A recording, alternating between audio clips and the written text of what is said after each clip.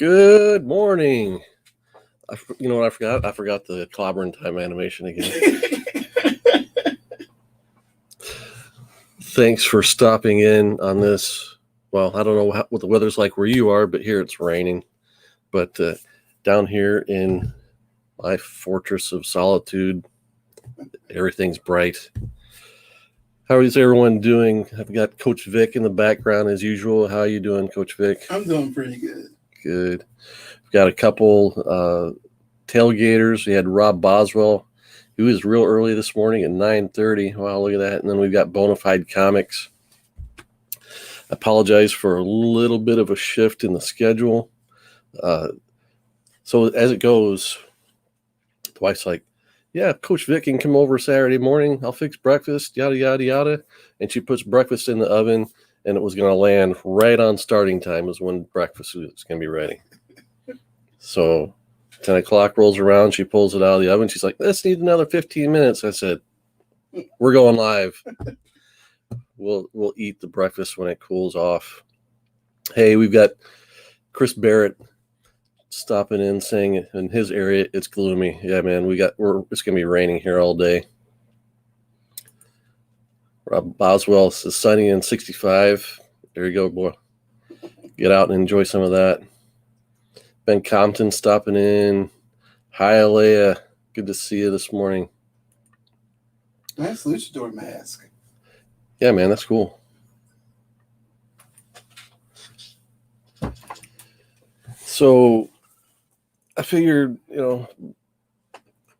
we've got time. Everybody's had a nice kind of relaxed week. Everybody's stayed home, or supposed to, except for Coach Vic. And so I figured, this isn't our usual scheduled week. We usually try and go every other week so that have some Saturday mornings freed up for family activities. And, well, we're not going to go out and do anything today, so why not shoot a video? And what better day to do it than we're counting down to 3 days before Comicgories. Dun, dun, dun. Dun, dun, dun. J Hood, pull a Bart BKR90 and eat on stream.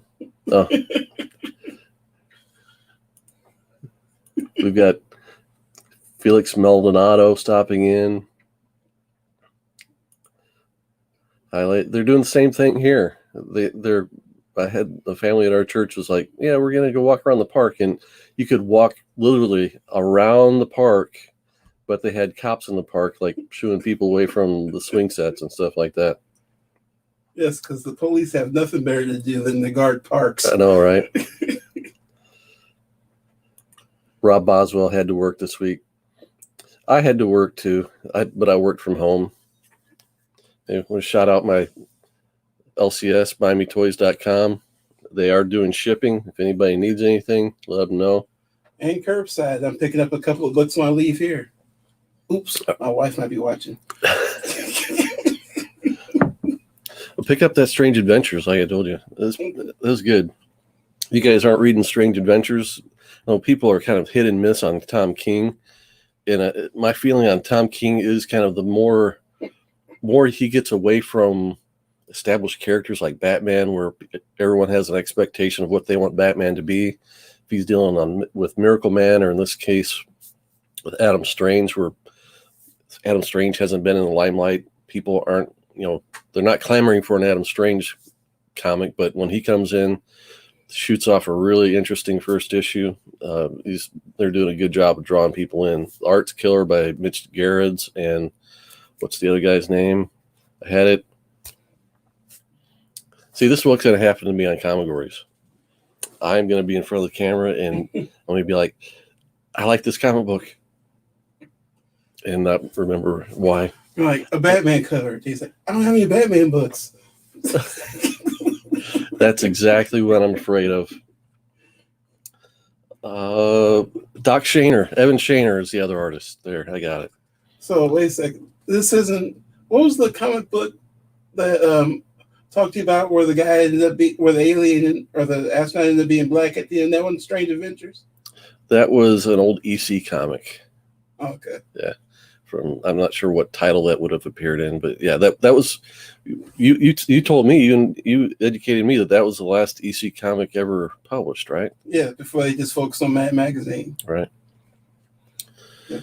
So let's see what else. Man Cave Comics stopping in. Good to see you.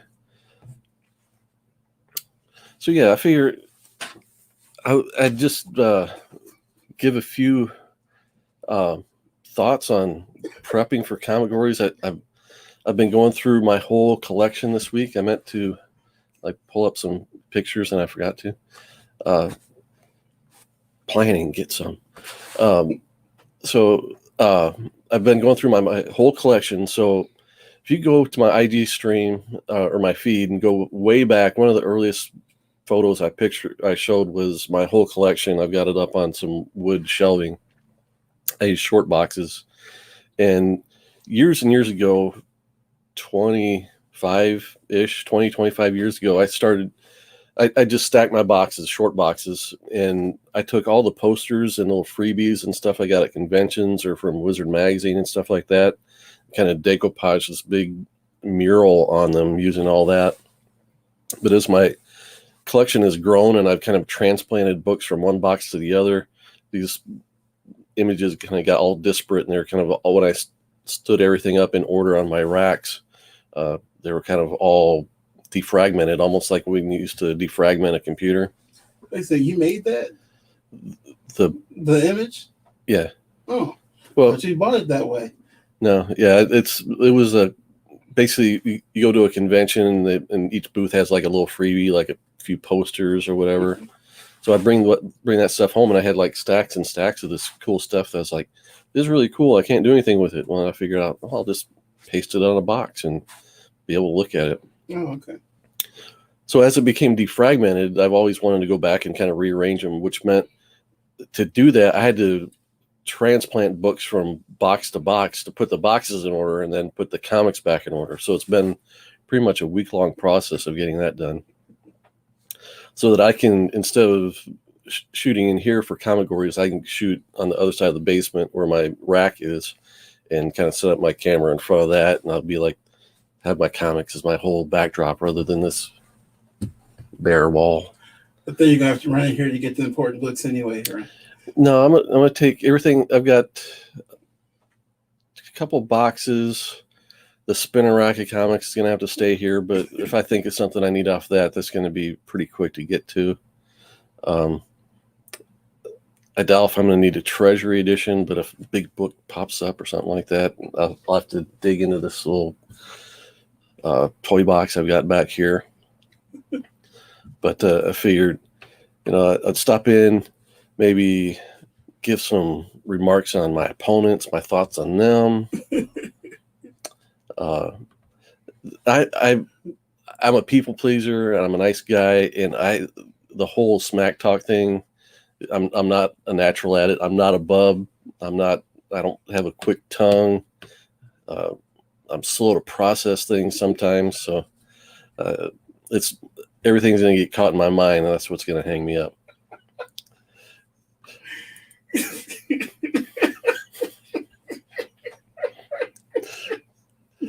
I'm sorry. Who was that? Chris Barrett? Nice. So, who am I going up against? Let's talk about the known quantities first. Comic Cat 84. If you're going to be the best, you got to beat the best. He's the current champion. Actually, if you want to be the man, you got to beat the man. Okay. If I got to be the man, I got to beat the man. I think that's something Ric Flair said. Maybe, I don't know. Well, okay, it's a wrestling thing. I stopped watching wrestling at WrestleMania 3, which coincidentally I think had Mr. T in it. So let's see. Comic Cat 84. He's the best mic man in this round. So he's got the advantage there. He's got good books. He doesn't. I don't know how big his collection is, but everybody's kind of seen the bigger books he's got, and he's been wheeling and dealing some things away. But I know he's big on X-Men. I know he's big on Batman, big on Bronze Age, Silver to a certain extent. I know he's targeting a Batman book, a Golden Age Batman book on his 2020 hit list. I don't think he's got much in the way of Golden Age to deal with. Let's see. Yeah, that's me, Rob. I think of the best comebacks like 20 minutes later. Yep, that's me. Man Cave Comics. You're not a Bubs or a Drew Manchu. No, they've got me in that fight. Periodic table. Yep. This is how I'm training my girls to recognize comic book heroes. I can't really comment. Stuff like this, so that my girls can name them all now. Oh, they can? Yep. Of course, they're having. They know more than me. They're having to figure out like there are two universes, so you're not gonna have Captain America with Superman a whole lot or with Batman. So it's like if I wear a Marvel shirt, they're like, "Who's that?" I'm like, "That's Wolverine." Is he in Batman? No. Chris Barrett, Kenny has a lot of hidden gold. All right, I'm gonna use that. See, what I'm good at taking in knowledge and locking it away, storing it, and then I'll remember it like 10 minutes after I need it. So who else we got? We got Bear Island. What's he got going for him? Okay. In the most heterosexual way, he's handsome. We know he's into Poison Ivy in Batman. He's talented as far as he's got this musical thing he does that wins him trips and things like that. I don't know if he's going to be able to tap into that in this event. He's generally a pretty funny guy. He's got a quick wit, almost on a level of the Comic Head 84. Poison Ivy Batman. See, that's what I don't know. He's a bit more of a mystery to me as far as like what comics he's got in his collection. He doesn't do a whole lot of content, which makes me wonder why was he invited to this? He doesn't do his own thing very much. Let's see. Barreline is nothing to him other than his heterosexual beauty. That's what I'm saying. I know he's been working out. He did a stream this week and had a headband. So that's right. Has anybody tagged you in that push-up challenge? No. Please don't. Let's see. So who else we got? We got Bonafide Comics. Now he was here. He left an early comment. I'm not sure if he's still around. I kind of scared people off with my whole shuffling of the start of the show. But surprisingly, coincidentally, he appeared first live on one of my shows. So I got to, I don't know if that's true. I think I set him up to be on my show first, and I think he might have made an appearance on one other show before we had him on the episode of Issue at Hand. But did get to talk to him a little bit beforehand and after.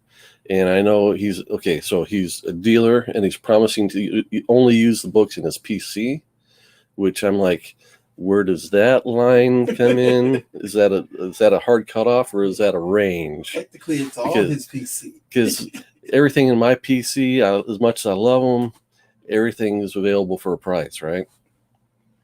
So I know he's big into Batman. I know he's been knocking down Neil Adams' Batman keys lately. Picked up a first appearance of Ra's al Ghul, so I won't be able to pull out my facsimile edition of that on him because he'll have the real thing. Really? And apparently he's a fan of Ivan Drago. At least I must break you. Respect. So he, like I said, he's a dealer, and I know he's into. So he's got the Neil Adams stuff, the Batman stuff he's after. He's also, I'm betting he's got a nice Silver and Bronze Age collection and of all four of us, I'm sure he's got the biggest and best Golden Age collection. So he might be like the equivalent comic book collection wise, more along with what Bub has in his stash, where Bub's more of he's got a lot of Golden Age. Though Bub doesn't have a huge collection. What do you say his cutoff was 3,000 books or something like that. So like I said, I'm not that much of a like big talker, big smack talker. So I want to send out as much respect as I can to these guys out on the beat on Monday. And so, yeah, so my biggest opponent's going to be myself, I think. That's not true. My biggest opponent is going to be the chat, because I've got the advantage on Bonafide because he's had so little exposure. But when it comes to popularity, people liking you, lots of people like Comic Head 84 and Bear Island. I'll give him credit. And much deserved. Like I said. Because he's so pretty. It is. If he wears that headband again, game's over. I got nothing. So I've asked Coach Vic to put together a list of past Comicgories to throw at me. And I'm not necessarily going to go and pull the books right now because they're in the other room and I didn't set up my camera over there. But so I've got everything in order, and I'm confident I can get to any book in my collection if I'm standing there in 5 to 10 seconds. So it's going to be the process of figuring out which book to pick, pulling it out, and then the other thing that is a disadvantage for me is that I multi-bag my books, where unless it's something nice, I want to keep nice, which I do bag and board and use Mylars on the higher end stuff. Like for Legion of Superheroes books or Daredevil books in that range where it's between Frank Miller and Frank Miller again, where they're like 50-cent dollar books. I've got them in like 5 and 6 books to a bag.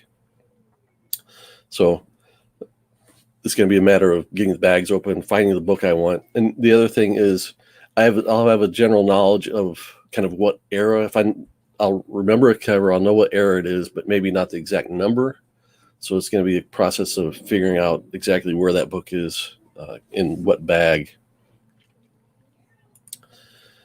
Chris Barrett can train me to smack talk. Hey, I'll take any advice, man. Oh, really? Coach Vic's got a silver tongue too. Rob Boswell. Yeah, he Bonafide was on one of my shows where we talked about Nightwing 25. Yes.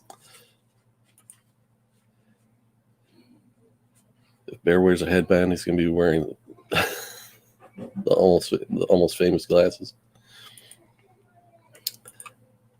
That's right. And he's got secret weapons. I'm talking about 84. He's got the whole NWO crowd, which I know turn your back on the wolf pack. Those guys, I'm confident all of them will shoot straight. They'll pick their favorites, whether it's 84 or anyone else. But me too. But let's all admit, if there are 2 books up there and you can't pick between the 2, and I've been in that spot, it's you're gonna pick your friend, you're gonna pick the other old guy that's only on Saturday mornings. Hey, I get it. Well, it's all fun. So, all right. Okay, so Hialeah says Comicgories is so stressful. The only time I'm strange as far as my emotional range, where I don't get panicked a lot unless I feel like really intimidated or I get put on the spot. And yeah, I'm going to be live on Comicgories. I'm going to be feeling put on the spot a little bit. I think once I get into it, I'm not sure I'm going to be like super stressful. I'm confident in my books. I say that, and I think I don't have any Golden Age. I know the crowd likes the Golden Age stuff. So yeah, I got my doubts, but I'll do okay. Hey, you got a shot at Robbie's vote. If it's close, NW all day. Yeah, see, right there. That's what I'm talking about. How can you compete against that? Okay, Rob, good to know. I mean, is there a bigger boob than you? Bub. All right, so you were going to say something else a minute ago. Oh, never mind. Okay. That too shall pass. Frankenstein hates fire. The art of Alan Shell knows me precisely. You get me out in public, and I'm Frankenstein. I've got no emotional range.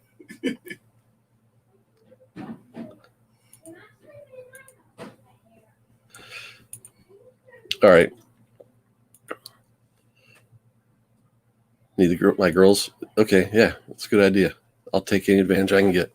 I'm going to call my mom. My mom will watch. That's what. I got 3 different YouTube logins. There you go. All right. Okay. Coach Vic has a few prepared past Comicgories to throw at me. I'm going to see if I can come up with a book. The trick is going to be naming the issue number sometimes, depending on what it's going to be. And we'll see how it goes. It's just for fun. So let's do some warm-ups. What you got, Coach Vic? All right. I have 26. So pick a number between 1 and 26. Okay. 24. An underground cover. An underground cover. I would go for... I would pull out a copy of... It's a clown. What's his name? I want to say Hugo the Clown, but that's not right. I would lose this one. You pass. It's not that I pass. It's okay. So okay. Let's talk about my thought process. Where I would go. The scientist is Frankenstein, by the way. So underground, you could do underground action happening under the ground, like a Mole Man cover or something like that. Which I can't think of any covers offhand immediately that would be taking place underground. And I just thought of one, but I sold that one. So, but I'm not going to name it, so somebody can't use it against me. So I would go the route of the underground comic book movement, where back in the 60s, underground comics were like the more seedy, independent books. The stuff that didn't go through the certification company. Right. What was it? The CBC? No. The Comic Code Authority. Yeah, so we're talking about the work of like Robert Crumb and Harvey Pekar and people like that, Art Spiegelman. And the thing is, with that, I've only got reprints. I don't have any originals. But this book I was thinking of, and I wouldn't have been able to locate it because I can't remember the name of the character, but it was drawn in a very underground style, and there were some cool covers, and it's too bad I can't think of the name, but yeah, I would have lost. So X-Men 149. 149, I've got it. Isn't 149 the Doctor Doom cover? Highly stays in the cave.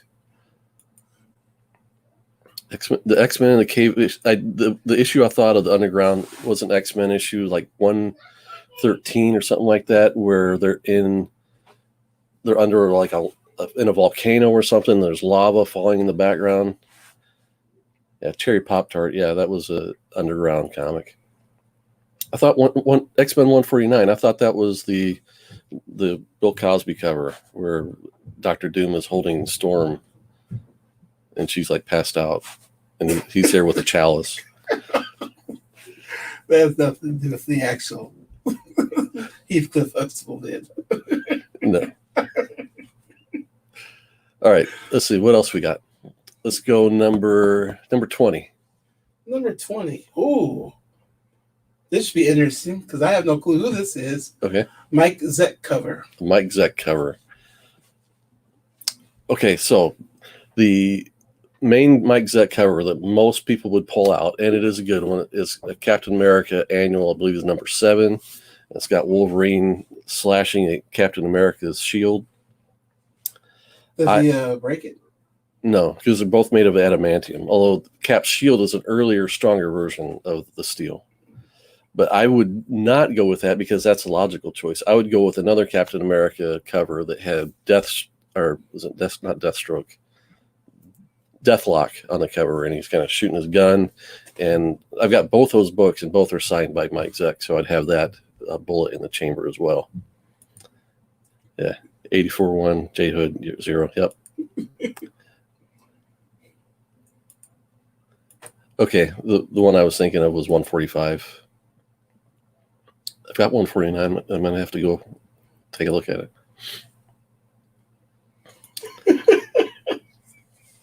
I am going to get eaten live.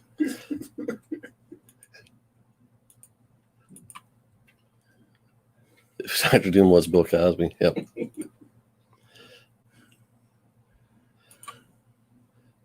Yeah, Tales from the Crypt 28. Yeah.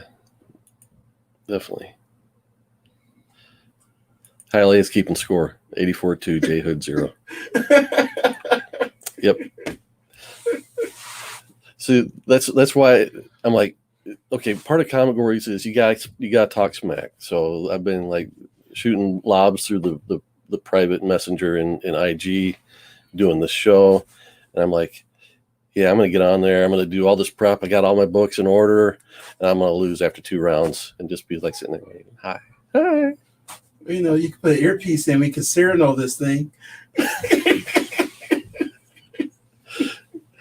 Yep, that's exactly what I'm going to need. All right, let's do another one. Let's do number 10. A duo cover. A duo cover.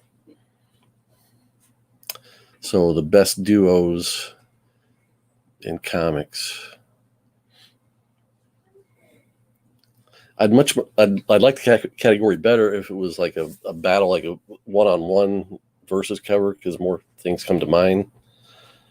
A duo, I'd have to just dig into Batman, and as I'm digging, look for a good Batman and Robin cover, and none of is coming immediately to mind, so I would probably lose that one too. I'm doing swimmingly in this warm-up round. Good thing these categories have already been used. X-Men with Rogue and Gambit kissing. That's a good one. That's what I thought of. I think there was two of them X-Men characters kissing. Death of Robin cover. Well, there's the one Death in the Family cover that's got both of them on there, but that's not the death issue. Oh, your favorite cover. Your favorite issue that you would want. X-Men 180. Wrong number, isn't it? Are you talking about 136? Is that the one with Pieta on it? Pieta, yeah. Pieta, yeah. Yes. It's over on the spinner rack over there. But there's a Pieta cover, and it's a pink cover. So, and it's a duo. Yeah, but it's got the rest of the team, too. Oh, never mind. See? I'm out. Okay. Let's see. So, okay, let's do another one. Let's do number 8. An indie cover. An indie cover? Indie. Now, see, I personally would look for Indiana Jones comic book. Which I don't have. Oh. Yeah, an indie cover is really wide-ranging, and I do have a lot of indie books. And, of course, the $1 million question is Image considered an indie, right? I would think so.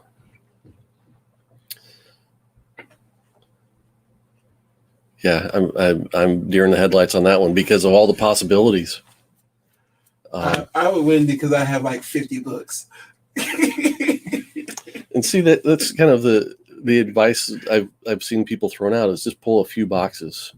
I'm like, I can do it. It doesn't matter what box it's in. I mean, I've got.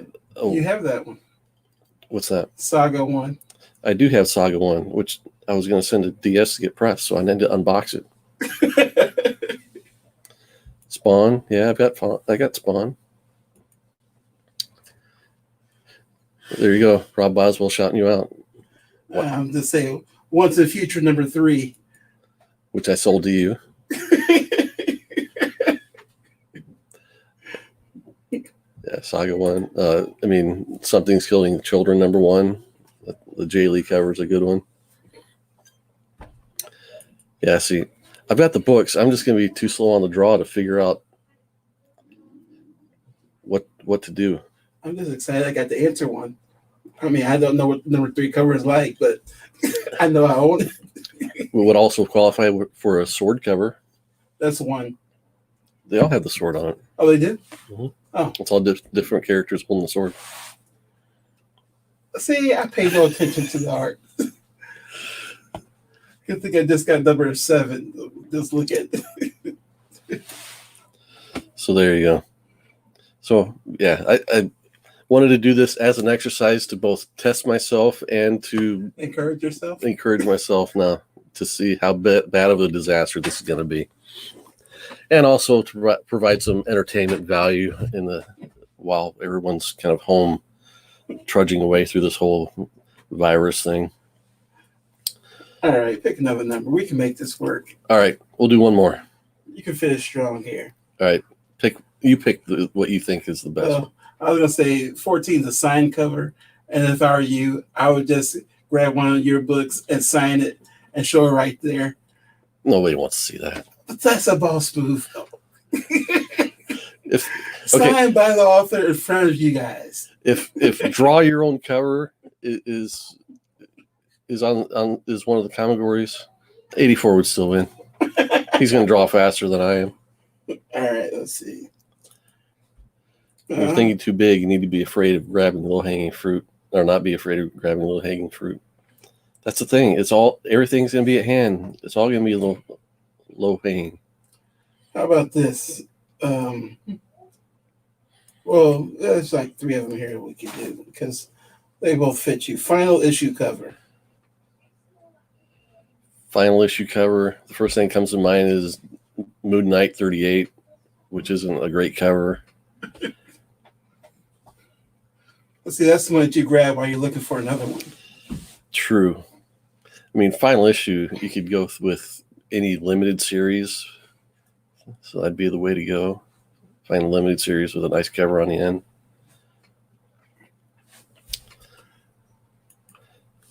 Hey, see? Hit me up on IG. I got a few books I could send you, Rob. And as your agent, I get 5%. I've got Perez signatures. Yeah, signatures. If a signed book pops up, I would probably go for a double signed X-Men with Chris Claremont and Jim Lee. I've got a bunch of those. I know those people. All right, a deity cover. A deity cover? Yes. Okay, I know exactly what book I would pull, and I'm not gonna say what it is. I want to save that bullet because it's a good cover. It's got a lot of appeal. It's got cross appeal, and it qualifies for a bunch of Comicgories. So, all right, I'll give you the most vague one ever. Hey, hi Leia, I got the T-shirt. I need to wash it and wear it for the show. Black cover. Black cover. That's easy. I'd come in and get a blank Ghost Rider cover that's all just black. You can't get much blacker than that. You get the boy who has 7's vote. Well, does he? I don't think he votes though. Huh? I don't think he votes though. Since he's hosting. Oh yeah. Well, lost that one. You got that right, Alan. All right.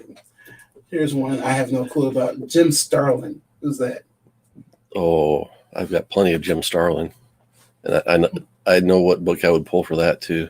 Ooh, I'd probably overthink myself because there are more than one book by him that I really fancy. So I'd probably pull several books and then decide at the last minute which one to show.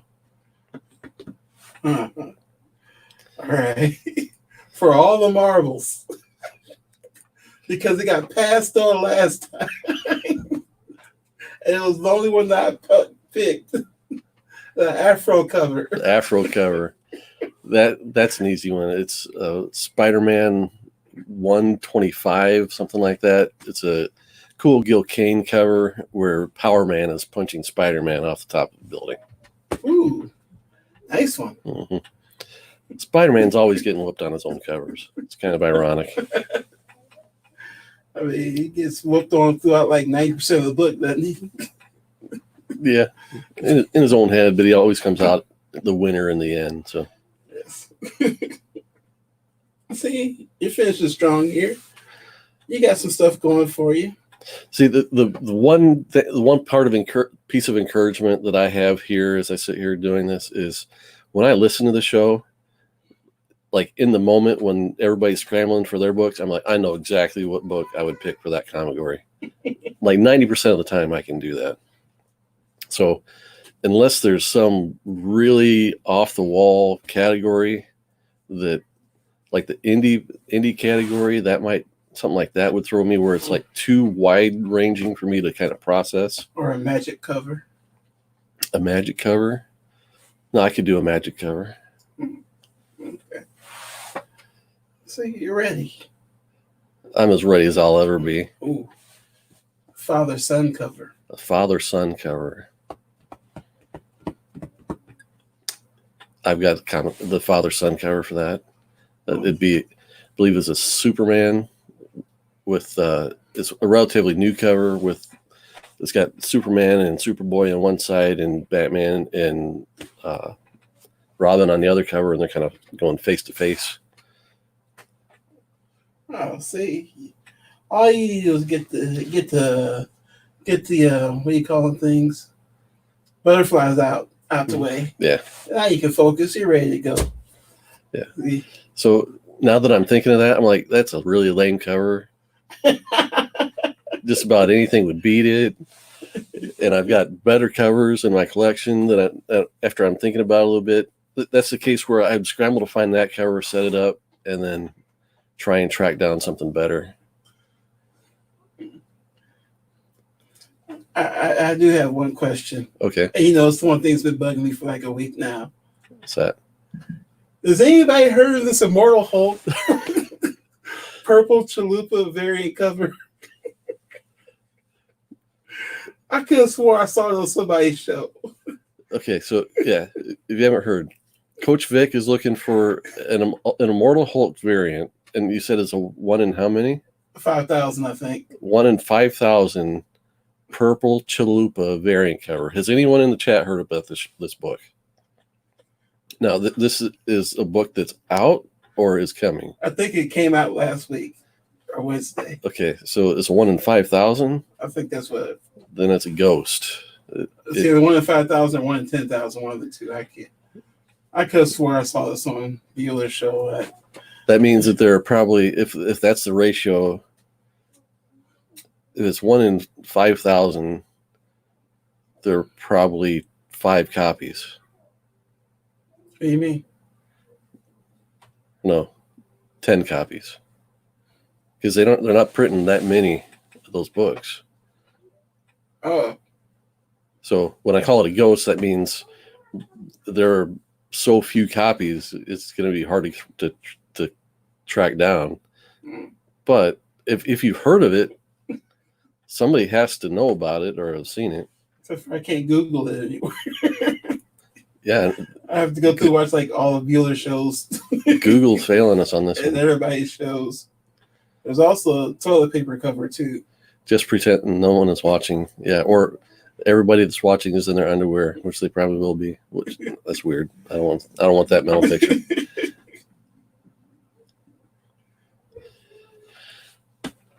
So yeah. So all right. So I don't want to keep anybody any longer. John's going to be starting up here in about 10 minutes or so. Just thought I'd throw that out as a little bit of fun for this fine Saturday morning, and we can all move along with our day. Discovery Bay's got his pop-up shop today, his community pop-up shop. I'm not going to be in on that, but I might stop in and see if there are any comics that pop up that I can't live without.